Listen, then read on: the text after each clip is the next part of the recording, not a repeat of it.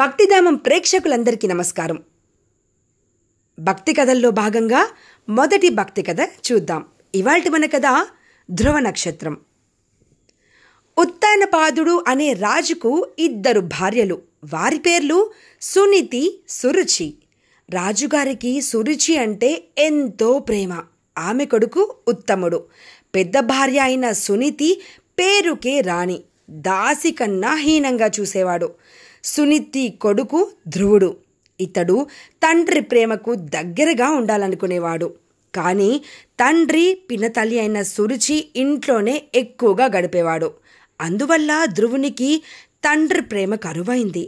ఒకరోజు తండ్రితో గడపాలని ధ్రువుడు పినతల్లి ఇంటికి వెళ్ళాడు.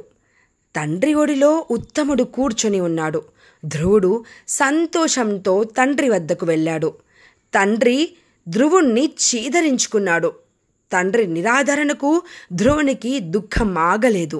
అది చూసి పినతల్లి అయిన సురుచి కఠినంగా, ధ్రువా, నీవు నా కడుపున పుడితే మీ తండ్రి గారి తొడపై కూర్చునే అదృష్టం కలిగేది.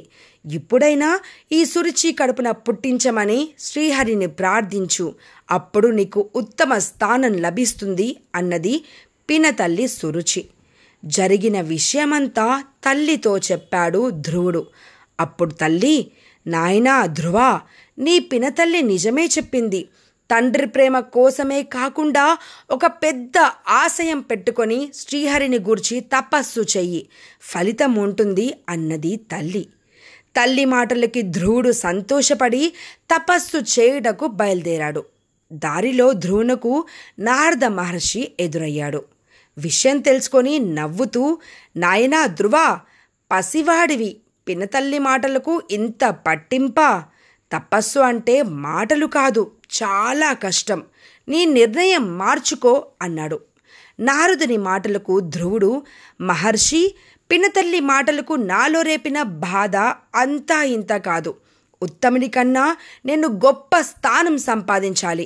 అది పొందడానికి నేను కఠోర తపస్సు చేస్తాను అని చెప్పాడు. పట్టుదల గట్టిదే, నిశ్చలమైన మనస్సుతో తపస్సు చెయ్యి అని ఆశీర్వదించి నారదుడు వెళ్ళిపోయాడు. ధ్రువుడు యమునా తీరాన ఉన్న మధువనానికి వెళ్ళి దీక్షతో కొన్ని సంవత్సరాలు కఠోర తపస్సు చేశాడు. అతని తపస్సుకు మెచ్చి నారాయణుడు ప్రత్యక్షమయ్యాడు. ధ్రువుడు ఆనందంతో పొంగిపోయి ఎన్నో స్తోత్రాలను స్తుతించాడు. అంతటా విష్ణుమూర్తి, ధ్రువా, నీ మనస్సునందున కోరిక నెరవేరుస్తున్నాను. ఇంతవరకు ఎవరికీ దక్కని ఉన్నత స్థానాన్ని నీవు పొందుతావు.